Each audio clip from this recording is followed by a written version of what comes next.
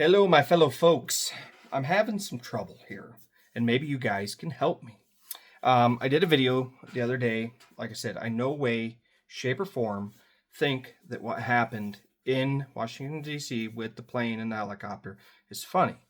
What I think is funny is the fact of what they tell us and what we believe. Some of this stuff doesn't make no sense to me. I mean, we've all seen the videos, okay? This helicopter, which is not supposed to go above a couple hundred feet, is flying higher than it's supposed to be, flying straight. And I don't know if you've ever seen a great big airplane when it is landing, has a huge light on the front of it. You can see it. I mean, within that distance, you can see the airplane. This helicopter flies straight. It's not like it's accidentally hitting it from the side or backing into it or whatever. It's flying straight and hits it. Okay? And it crashes. The helicopter had its transponder turned off, had its lights turned off, and there was no black box within the helicopter.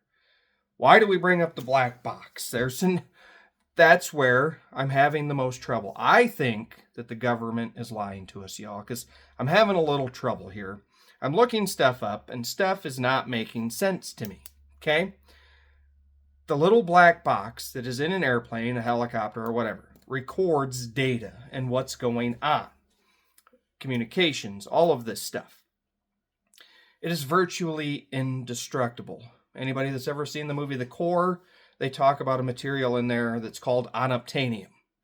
Well, that's basically what the little black box is. It's meant to withstand everything.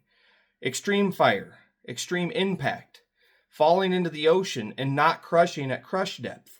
It is made out of titanium and stainless steel, wrapped within itself and meant to survive everything. Now, just in the last 20-some years, we've had a colossal failure of little black boxes. Now, throughout history, there has never been an instance where this has happened, except for starting in 2001 to now, we have had some rare occurrences happen. We had some planes that hit the towers in New York City in 2001. Both black boxes gone. Destroyed. Okay? No trace of them. They couldn't find them. Completely destroyed. We had a plane crash into the Pentagon.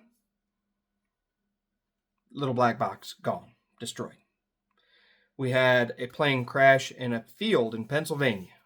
The black box gone. Destroyed. No evidence of it. This instance here, helicopter just crashed, little black box, gone, destroyed, or wasn't even in there, one or the other, something happened.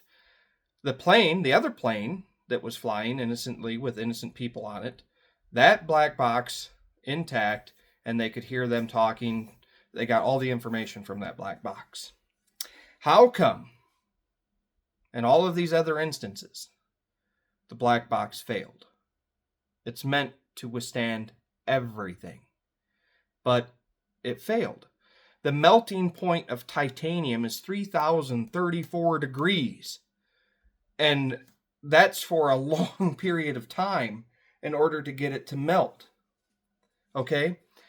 A while ago, a few years ago, if you would have looked on Google and asked what the melting point or how hot jet fuel got, you would have found out that it was, like right around 4,000 degrees to 2,500-ish, somewhere in there. Now it's saying that it's 4,050 degrees, so I'm guessing enough people have looked it up to try to figure out what was going on. So Wikipedia has changed it, and so has Google.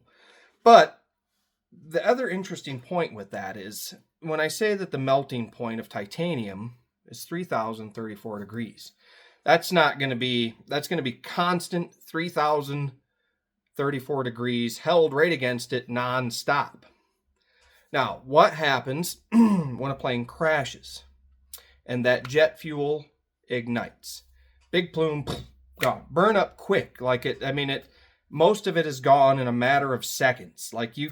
It even says when you look it up, in a jet crash, the fuel burn rate depends heavily on the impact, severity, and the type of aircraft, but generally, the fuel ignites and burns very quickly upon impact, often within seconds or minutes. Now, you mean to tell me that the towers and all of the other incidences where these black boxes completely disintegrated and are gone, and whole airplanes disintegrated, like there's no trace of them. And the explanation that they gave for most of this was jet fuel burning. That's what weakened the steel beams in the Twin Towers and brought them down, was jet fuel. But most of it was gone within seconds. So where was the sustained temperature on the beams, on the black boxes, to melt them? There's no way physically possible that there was enough jet fuel, or, I mean, unless, now, I'm a comedian. I think things are funny sometimes. Now, there may have been a guy up there who, when the plane crashed, he was in the middle of torching a couple of beams, fell over and held it right against the black box, and it melted. Now, that would seem a little more feasible than what they're trying to tell us. It just makes no sense to me. Then when you ask Google, why is there such a big difference between diesel and jet fuel? Diesel fuel, the hottest temperature it gets, 204 degrees Fahrenheit. But they're saying jet fuel is 4,050 degrees. That's a huge difference. And it says that it has to be an open air burn in order for jet fuel to reach that temperature. Where was the open air that caused it to continuously reach 4,050 degrees and burn long enough to melt beams and a titanium box that had all the information in it? It didn't happen. There's no way that it could have happened. All of this stuff that they want us to believe is very hard to believe. I mean, there's been so many stories that have came out everywhere about this instance. And you just have no clue what to believe. I know that the official story that they're giving us is bupkis, because there's no way that all of these black boxes failed. That is their one sole job. That is what they're created for. And you cannot tell me that a helicopter crashing into a plane, bringing it down into the Potomac River, they have found all of the wreckage, everything, including the helicopter. I mean, these are two great big moving helicopter and plane that crashed. And they've been able to find everything and so far recover most of all of the bodies. But in Pennsylvania, that plane disintegrated and this little bitty hole. And they say they're not going to disturb it because that's a grave site now. The whole plane disintegrated. The black box, the bodies, everything disintegrated into nothing. I mean, it's like a flashpoint of 35,000 degrees to eliminate everything. There's no way that happened. I think that they're not telling us the truth. And I think it's time that they do tell us the truth. Let me know what your thoughts are, because I am not a physicist, but I just went through and looked at these numbers, and it does not make sense to me on how all of these black boxes keep failing, and we get told the same thing. Well, it's just a rare coincidence that jet fuel was able to bring down, well, they didn't brought down Building 7, jet fuel, but a plane never hit that building. Apparently, the fires ignited a fire in the basement where there was some kerosene and jet fuel. And that jet fuel burned hot enough to bring the whole building down within a footprint of itself. So, crazy. I need to know your thoughts. Let me know what you're thinking. Here soon, I am going to bring a couple of beams in, or if you know of any videos out there that have already done this, let me know, where we're going to run constant heat against some beams. We're going to run diesel fuel, jet fuel, kerosene.